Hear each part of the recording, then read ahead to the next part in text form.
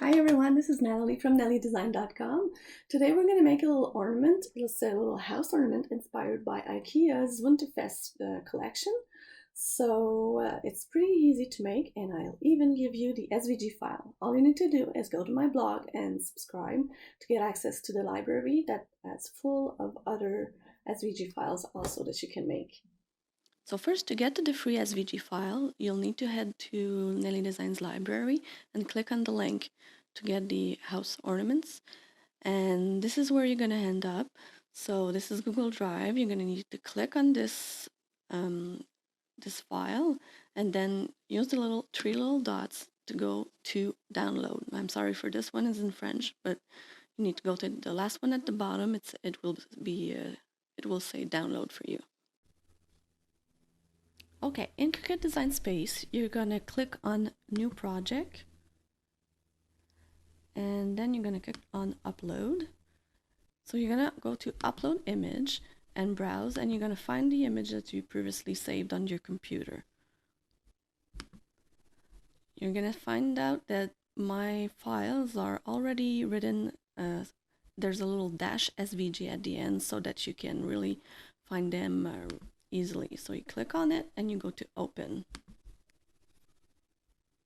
Then you can add some tags so you can find your files later on. Let's just save it. So now you have it 3 times, but for you, you're only gonna have it once. So you select the file and you insert images.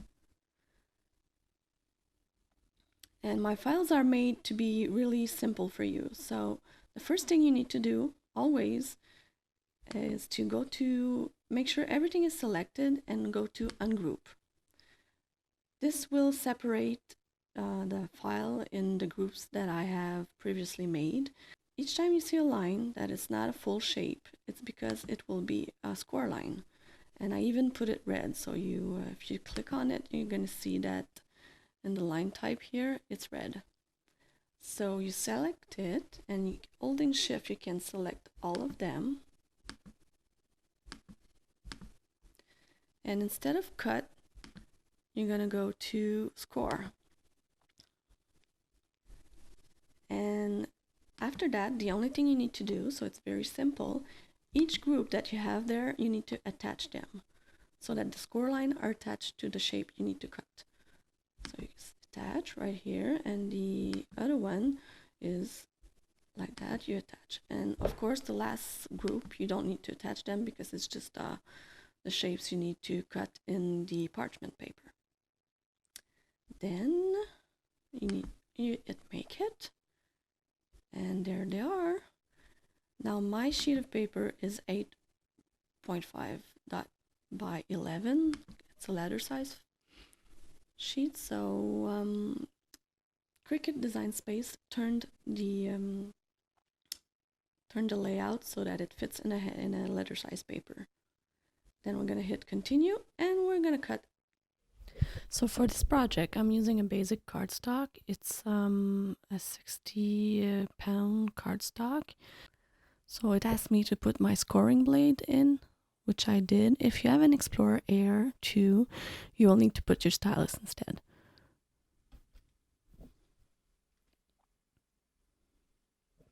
So the first thing it did, it scored all the sheet of paper. Then I'm changing my blade to my fine point tip blade, and it will now cut my little house. Here we go. So remember the tip. So when you remove the paper from your mat, really bend your mat, not the paper. It's really easier like that way.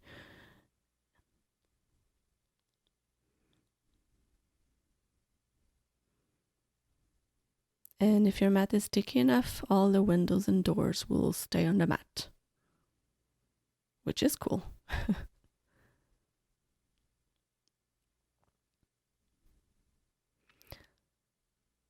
For the parchment paper, I used my standard grip mat,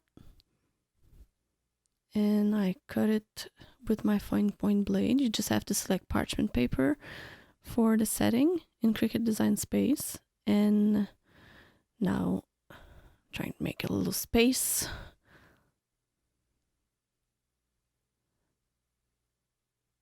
So if you follow all the scoring lines, you'll be able to fold everywhere it needs to be. But first, we're going to start by gluing the parchment paper. My best tip to you is to I use my leftover parchment paper to put some glue on there, and then I use a little door or window, I don't know, it depends how you call it, to act as a paintbrush and to brush my paint all over the little house.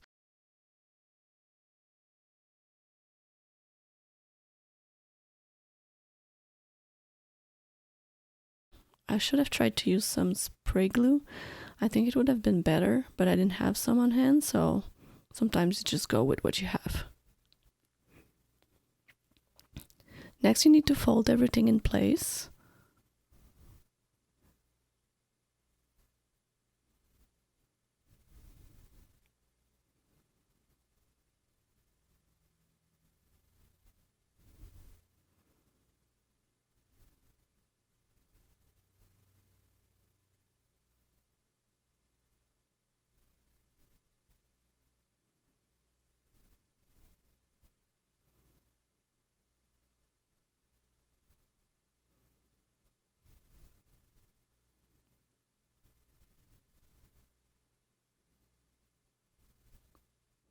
With my little piece of paper, I'm putting some more glue, and you'll need to hold it sometimes if you want it to stick.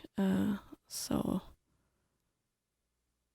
while you hold it, you can still put some glue on other parts.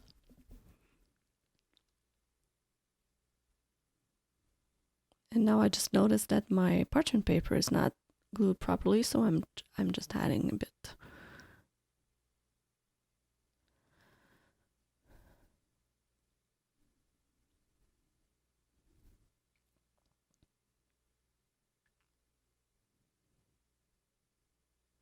So I started to put some glue on the roof, and then my glue is acting up on me. So I think it was maybe a bit dry or something. But I won.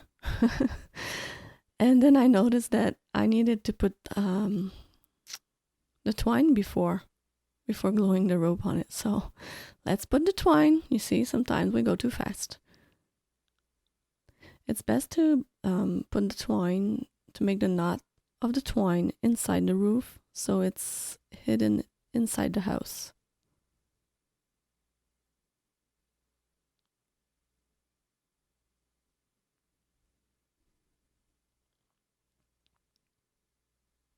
So let's glue again, because it was dry by that time. And now you're gonna struggle a bit, but that's fine. It's totally normal. What you can do is just put it on the mat and just press on the house with the mat.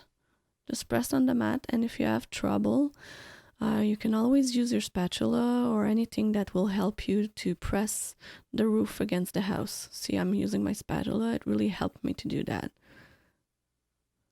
And last but not least, you need to glue the bottom.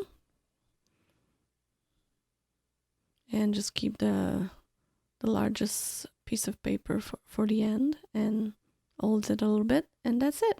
You have a little IKEA house.